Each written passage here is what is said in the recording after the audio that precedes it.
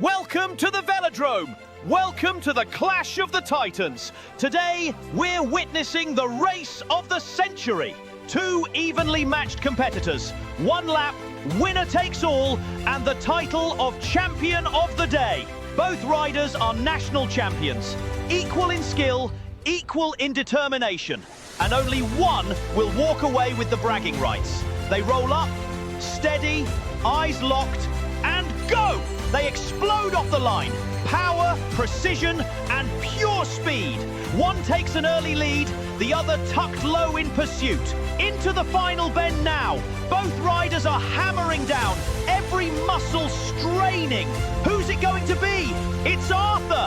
Arthur crosses the line first. What a finish! What a race! Today, the Velodrome belongs to Arthur, the champion of the day.